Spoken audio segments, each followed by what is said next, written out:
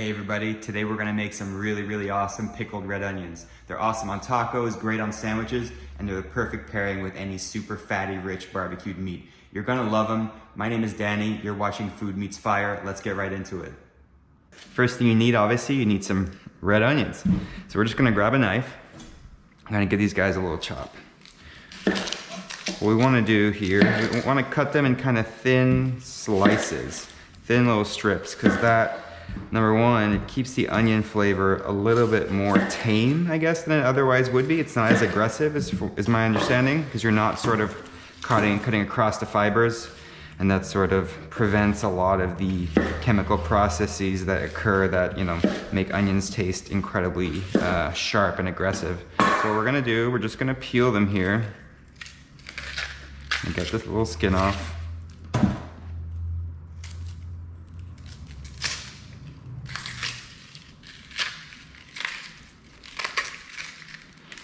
What's great about doing these is it doesn't take a lot of time, right? Because we're not doing any like lacto fermentation or anything like that. This is just an ultra quick pickle. So in 20 minutes or so, you can have this incredibly quick, crunchy pickled product that I think just tastes incredible.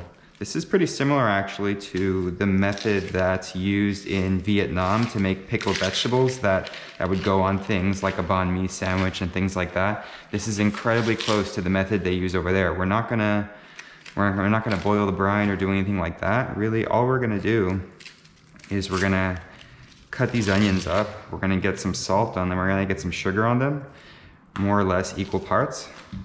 And really, oh, there's a part of this onion doesn't look too good, no problem. We're just gonna cut that off. So all we're gonna do, we're gonna get some salt and sugar on these guys until enough of the liquid gets pulled out. Then what we're gonna do, we're gonna drain it out, cover them with some vinegar, and that's pretty much it. So we just need to chop these onions. And that will be done just like. So what we're gonna do now, we're gonna transfer these onions into a bowl. I'm just gonna grab a little bench scraper here. So we're just gonna transfer all these sliced onions into a bowl. Make sure that all of these are nice and separated. That is something we wanna do. Make sure things are separated.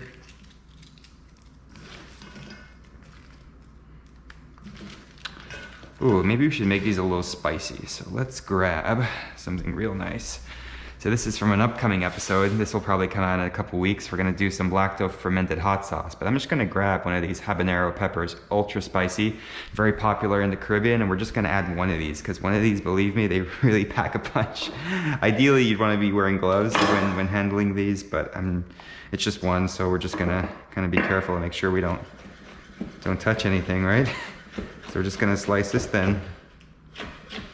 And really, just this one pepper is really gonna spice all of these onions up. This is about 3 pounds of onions, and one habanero is gonna be plenty. Like, I can, like, just by breathing, like, I can feel how spicy that is. I'm gonna wash my hands right now, just to be safe. So the next thing we gotta do, we gotta get our salt and sugar on there. I like more or less equal parts of salt and sugar. That kind of has worked well for me. Some people go all salt, no problem. If you're keto or anything like that, it still comes out really great. So what you wanna do, you just wanna grab a little scale like that. If you don't have a scale, you can just go equal parts by volume. Like, I'll show you. So we're just gonna grab some sugar. So what I'm gonna do, I'm just gonna tear out the scale. You don't have to be super accurate with a particular amount of salt and sugar, right? Because all of this we're gonna rinse off in about half an hour. So I'm just gonna cover this with some salt. This happens to be coarse sea salt. You don't have to use this. Kosher salt is perfectly fine. Fine sea salt is fine. Anything will really work. What I really wanna do, I just kinda wanna, so this is about 125 grams. You can see that right there. I'm gonna match that with sugar. So I'm gonna put another 125 in sugar. And again, the amount doesn't really matter. We're just trying to match it. Now, if I was doing volumetric, if you don't have a scale or anything like that, 124, 125, you could do something like, oh, just grab a half a cup of salt, half a cup of sugar, throw that in, perfectly fine. Like, you don't have to overcomplicate this. So, the next thing we gotta do, we gotta mix this up. And because there is some really hot peppers in there, I am gonna grab a glove.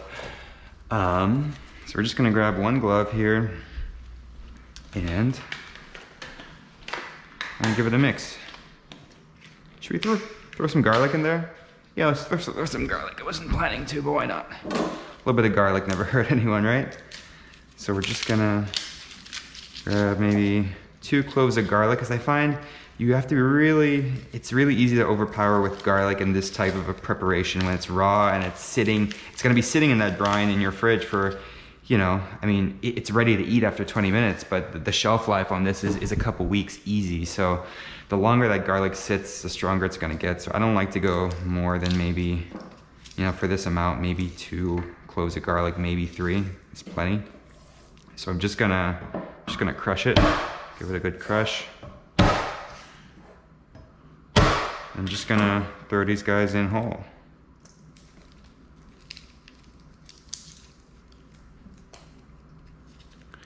Throw them in whole. And then we're just gonna give these guys a little mix. If this glove cooperates. Just gonna get our little glove on here. And we're just gonna mix all this stuff up. And what I want you to pay attention to also is, as we mix this up, it's all pretty dry now, but you won't believe how much liquid will be pulled out just through this salt and sugar. It's pretty incredible. So I hope you can see that right here, that it's pretty dry, not a whole lot going on yet. We're just gonna get all this coated, and what we're gonna do, we're gonna check in on this in about half an hour, and you're gonna see, like, there's just gonna be basically like a pool of liquid right under here. And that's how we'll know it's pretty much ready to go. Hey, welcome back. So it's been about 30 minutes, and let's look at how these onions are doing. Let's see. So what we should be seeing is lots of liquid pooling up right there. You see that? All this moisture was just drawn out of the onions. The salt and sugar drew all this moisture out, and that's gonna allow us to really complete this quick pickle. It's gonna make them ultra crisp, and it's gonna make them last really long too. So I'm just giving it one final mix. And what we're gonna do, we're gonna rinse all of this salt and sugar off. All of it that we can get off, we wanna take as much off as possible. So I'm just gonna grab a colander. And with the coldest water you have available, I mean, I wouldn't go out of my way to do ice water or anything like that, but just the coldest tap water you have, you want to just give these guys a little rinse.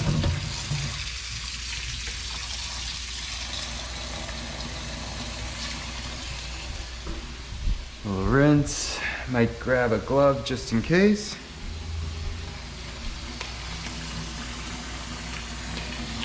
And I'm really just trying to kind of rinse them off as thoroughly as possible, because all the salt and sugar that these guys need, it's already been absorbed by the onions. It's already way deep inside the onion cell walls. Drain this. And we're probably gonna do this one more time just to make sure that all that salt and sugar is off.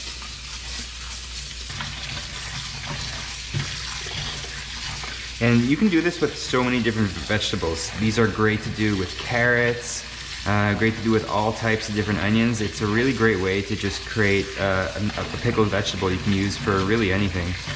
I usually do it for onions, and I usually do red because I think once these guys sit in the fridge for a couple days, the color is really, really pretty. I think I might have some from a prior batch where you can really see just how nice that color is. This is from July, a couple days ago, and you can really just see how beautiful that pink color is. That's kind of why I like to use the red onions, and they're a little sweeter too, okay? So we're just gonna let these sit for just a quick second, make sure we get all of that salt and sugar off, and we're just gonna drain it out one more time.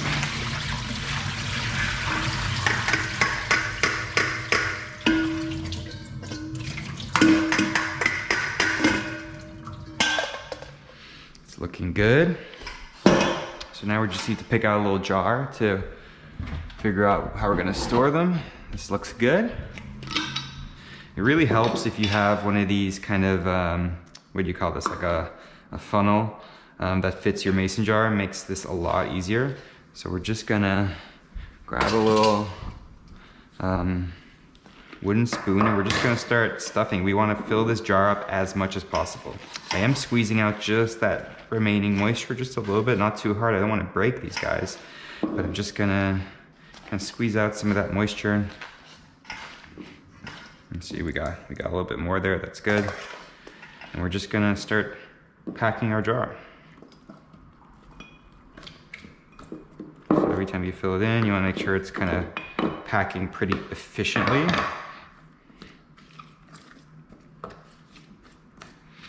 And if we didn't have really, really hot peppers in here, there would be no reason to wear gloves. Like, you don't need gloves to do this, obviously. So we're just gonna fill this up.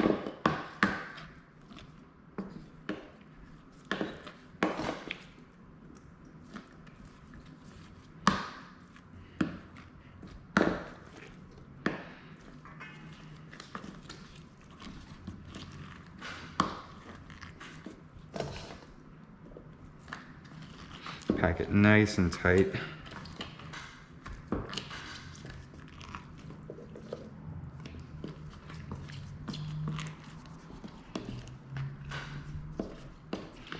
It's probably as much as I'm gonna be able to get in there. I'll make a little small jar later. So, now that we have everything packed in real nice, the only thing we really have left to do is we need to top up the jar with some vinegar. And that's literally it. And nothing fancy. This is just the cheapest white vinegar you can get your hands on. You don't need white wine vinegar. You don't need balsamic, sherry vinegar, anything like that. Just your, $2 for this whole jug. White vinegar. Just fill it up. Let it sit. It's gonna take a little while to settle, but it will.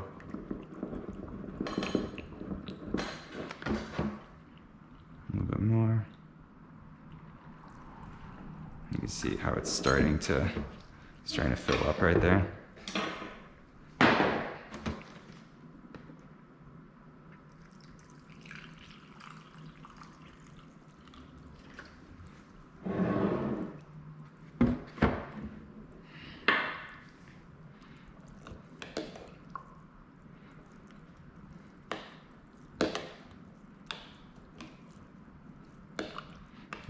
Good.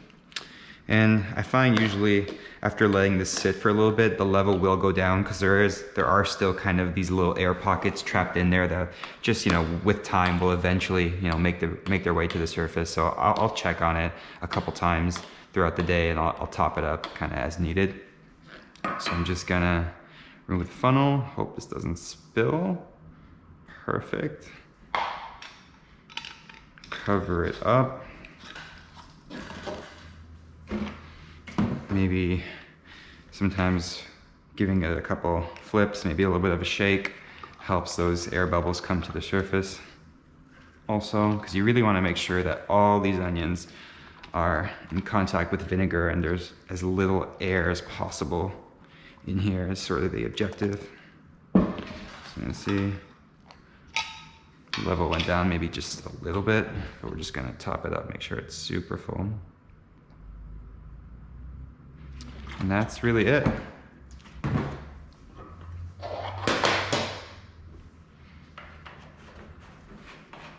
We're just gonna close it up.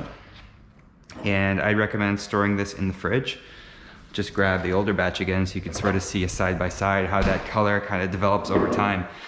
Pretty much the exact same recipe, just with different chilies. You can see how that, the color, it's incredible. It goes from this kind of a purpley color to this almost like artificial looking pink, and really there's nothing else in here. There's no hibiscus, there's no food coloring or anything like that. This is just the reaction that takes place with these red onions. Once they're pickled like this in vinegar, they just get this incredible pink color, and the flavor does develop over time. Like you can eat these, I'd say in like 10 minutes or so you can already start eating them, but I think as the days go on, I keep these maybe up to 3 or 4 weeks in the fridge, but it's really in that 2, 3, 4, 5 day, maybe a week after, where the flavor kind of reaches its peak and it just tastes so good.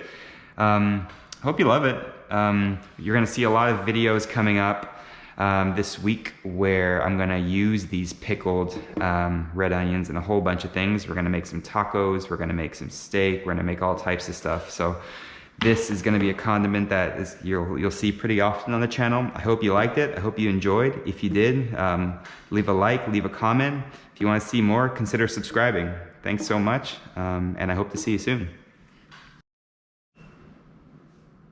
Just thought you guys might want to see what the finished product looks like. This is what you're looking at. It has this super bright, glow-in-the-dark, fluorescent pink color, which I just think is beautiful. And it really has an incredible crunch to it. Acidic, a little bit of heat. I have a feeling, you know, the batch that we're working on right now is going to have a little bit more heat than this because of the habaneros, the scotch bonnets. But just all around awesome. Chewing with my mouth full here, guys. I'm excited. Guys, thanks again. See you soon.